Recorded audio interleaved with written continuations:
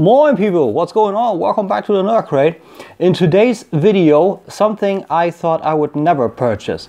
Hot Toys Terminator Genisys T-800 Endoskeleton.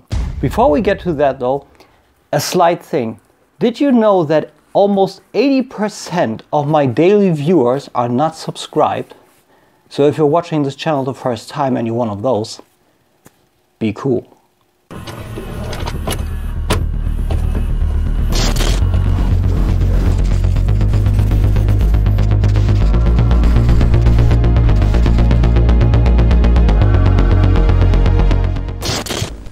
And of course do so. So welcome back people, welcome back to a new review. To a surprise piece. I was surprised by it, but also in some regards very disappointed, as you will see in the final score. It's a good piece, don't get me wrong. I like it, I like how it looks. I'm happy I now finally got a endoskeleton in 1/6 scale in my Terminator collection. Of course now there's a glaring hole because he's standing here, but you know what I mean. Anyway, what do I mean with the weaknesses? Well, the weaknesses are not very much done by himself by design, but from, this is funny though, by his creator. So if you want to check it out, stay tuned. And for that, for every nook and cranny, we head to the back. So contrary to last time, this time we start again with the box, and it's a cool box. It fits the general Genisys design with the predominantly white background and everything like on the steelbook. So that's all fine. Cool picture of the endoskeleton with the logo Endoskeleton Movie Masterpiece on the front. And what's interesting is that this is a little bit more rough to the touch and this is a little bit more smooth. So a different form of partial varnishing. Over here, rotated to the right, same haptic feel, that's nice. Endoskeleton Terminator Genisys on the back, produced by etc, etc, warning and stuff with a little bit of schematic stuff of the skull. Looks nice. And this on the side, meaning the newer endo rifle is a wraparound. On the top more Genisys, on the lower more Genisys. Lifting the top off, we got this little inlay, cast and crew.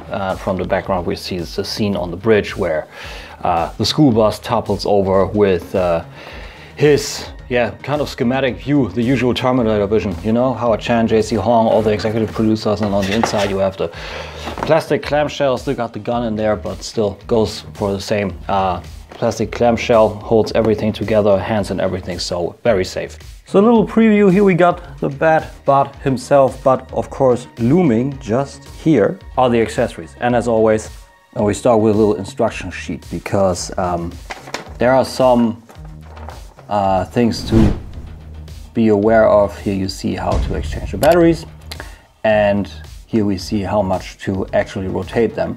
And the thing is, this point here is problematic. I'm going to tell you in a little bit.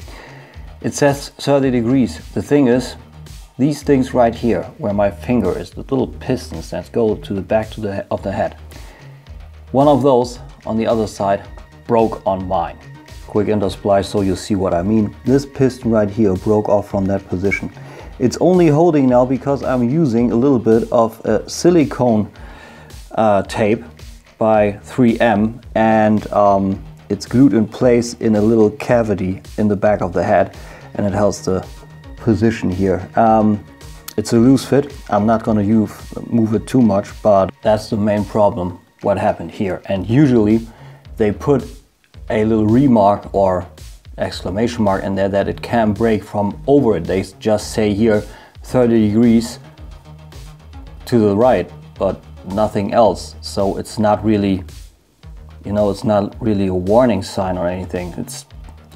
It's weird. Other side, all the different motion ranges this guy got, and this is a pain. We're getting to this in a few seconds or minutes, because this guy comes also with 4 exchangeable hands. I outfitted him now with one fist, and one relaxed hand. I don't know which ones were originally on there. I bought this second hand, like I said, but they're done nicely. They are all chromed and all the joints and everything are sculpted in there. That's done very, very cool. And the thing is that I would have preferred is that they were fully articulated and just connect via one ball pack and be done with it, you know? Like, I suppose they hold everything fine. The real problem is once you want to detach them. I will show that once for you. Because then you need to pull it off from the ball pack, and then you got this. You got these 3 pistons. So you see what's coming next.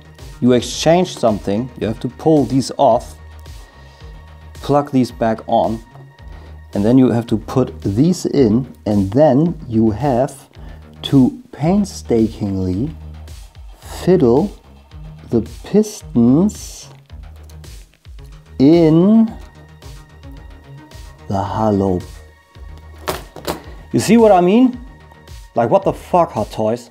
So even if you got a part in here together and you're almost done, then you still need to check, okay, if I'm okay, I'm still in the same ballpark for actually getting it inside the wrist, but it's just not good, man. That's not the way to do business.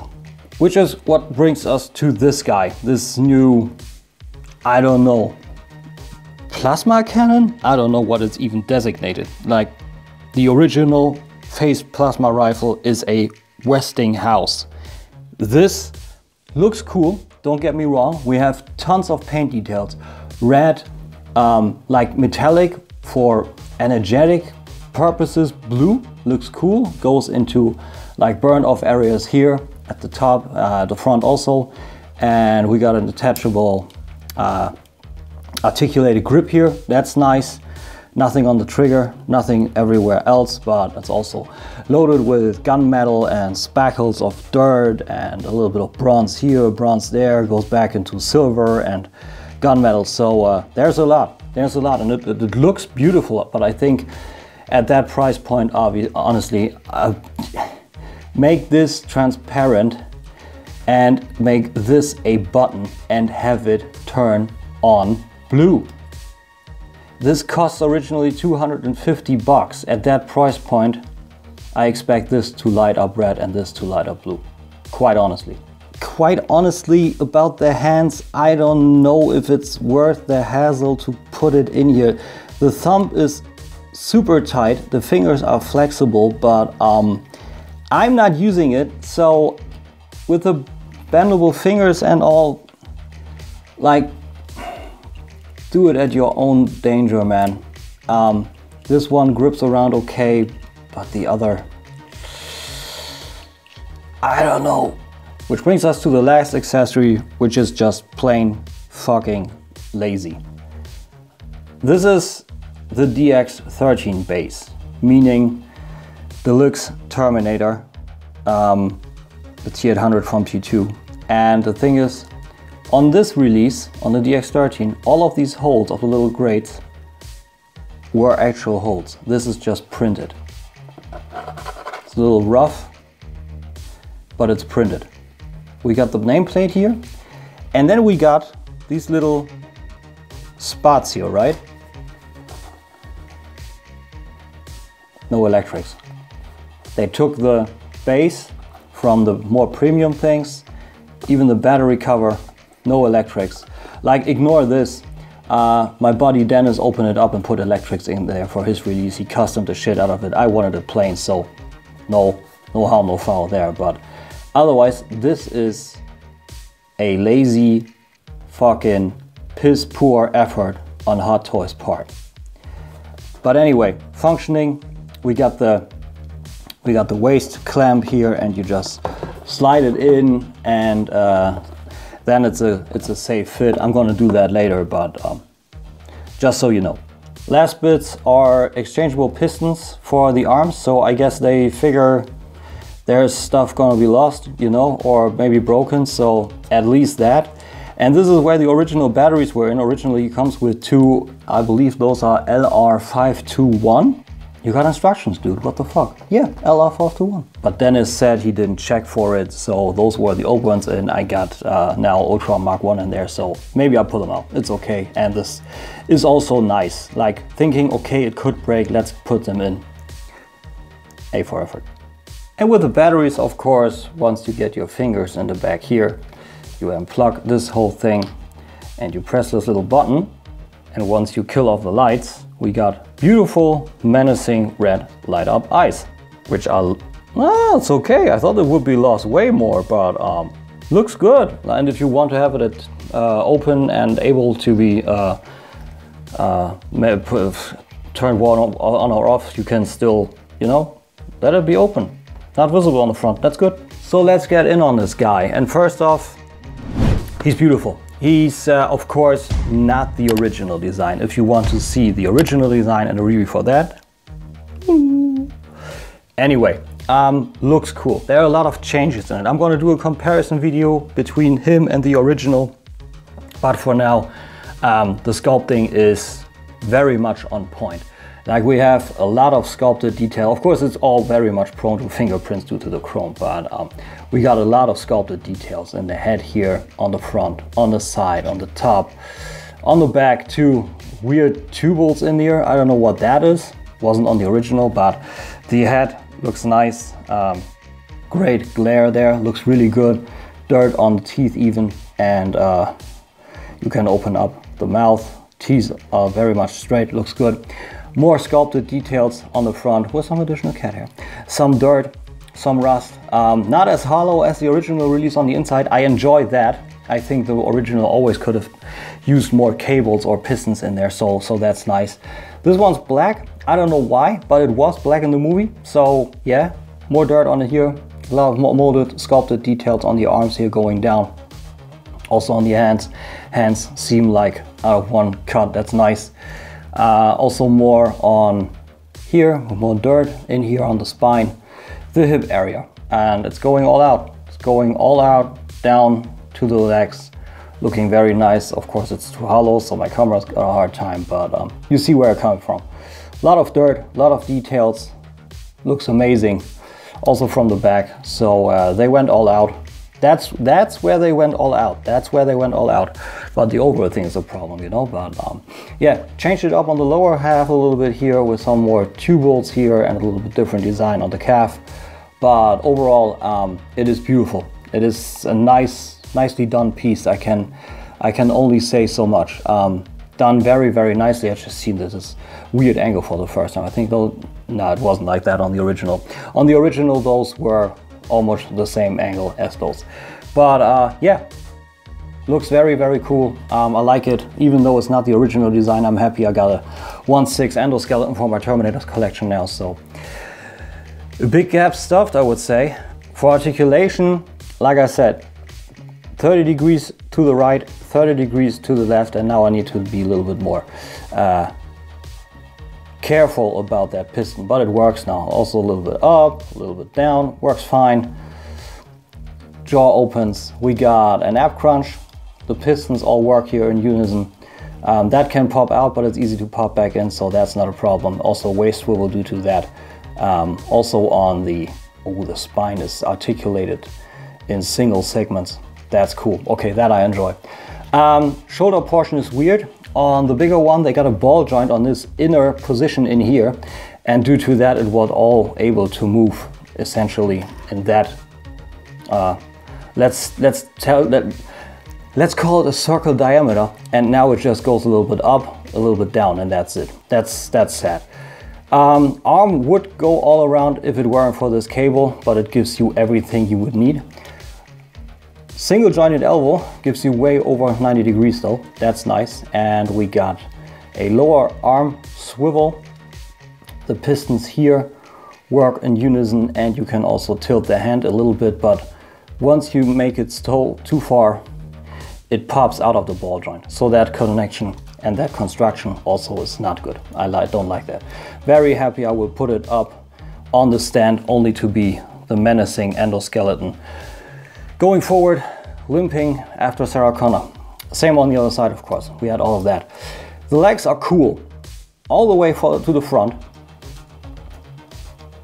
Almost all the way to the back. You see this is starting to pop out, but it works nicely. Bicep swivel around the ball here. That works nicely. Single jointed knee gives you, I would say, the same range as the elbow, so that's nice. And we got that calf rotation here, or lower knee, whatever you want to call it.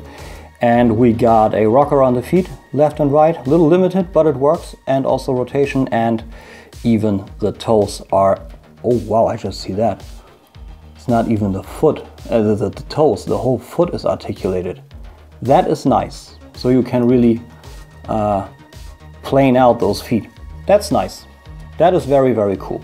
So he's articulated nicely, but you need to work several tolerances, and I don't know if it's able to do in any better way, shape or form, but it is a nice piece though. But in some instances, just I think maybe lazy, or maybe they should have gone the old way, you know, with the hands or everything. I don't quite know. So for some quick facts, construction wise, there's not much die cast in there. Maybe some screws, some springs here or there, but that's it. Due to that, he's big, but he comes only down to 183 grams, and he is, ouch, he's bang on 13 inches, 32.5 centimeters. On cheat sheet. And just because we can, the original design in 124. I had to pan out a little bit, guys, I'm sorry, but you see, this is a clear difference between that and that. A little bit more hollow on the inside, less tubes and wires and whatnot, but it's you know, it's a cult classic. We're gonna do that. We're gonna do a little bit of comparison, but yeah. So for now, that's it. Final thoughts. So here was him, guys. Terminator Genisys T-800 Endoskeleton by Hot Toys. Is he good? Ish. I'm not gonna go through all the things that are good, because it's pretty much a given what is good. I love the packaging, I love the chrome, I love the paint, the chrome, and also the dry brushing, and the presence with the light up eyes. What I don't like is, and what I told you before, is the piss poor effort on Hot Toys' part, taking a rehashed base from the DX13, putting a new aluminum logo on it. That's the least, you know, but just ripping the button out from the power source, and still have the slots for the batteries, and not even a real steel grade, or at least sculpted plastic grade painted to, you know, let's give them the thought it is steel. Let's just print it on. 250 euros, guys. That was the original retail. This is ridiculous. This really is ridiculous. And what's also ridiculous is how to exchange the hands. Like, you want to twist the arm a little bit for some articulation, and then you get the arm or the hand out already, like, you know? And then you can fiddle those pistons back in. Very, very bad. I mean, there are pins and screws everywhere, and they weren't able to have a few more pins and screws for the fingers. I would have preferred fingers that are articulated on this guy any day of the week. That's why I love my T600s. But that's just lame. And the articulation is fine on this guy, but he's super unstable. And then with the hand removal, with the piston fiddling back in, unbalanced. That's also, you saw that, why no articulation examples, because he can only stand this way with the base. And then also the gun that I don't care for, and the problems to get the gun inside the hands. There's a lot of negatives to this guy. If I would have paid this retail right off the bat, I would have been super disappointed. I'm just now happy that A, I got it from a friend, from a good friend. What's up, Dennis? And I got him this cheap. and I don't care for anything else, and I got this in my collection now. This is why I'm happy that I have him now, and I want to put him up with the stand anyhow. But what Hot Toys did here, that's just cheap and lazy. And we're getting in on that in a future video. And that is not far off. Believe me, that is not far off. But anyway, that's it from me. Still one person missing. Cat. Billy Cat, what do you think of that, dude? Hmm? Hmm? Hmm? Hmm? Aww, you little tease, are you? That's my girl. That's my girl. She loves chrome skeletons. That's my girl. That's good. So, with this, I hope you had a great weekend. You enjoyed this video. And if you did, like I said at the start, be cool and subscribe. If you didn't, I guess I will see you unsubscribe from the next video. I will win you over. Anyway, be good, be well, stay healthy. Bye-bye.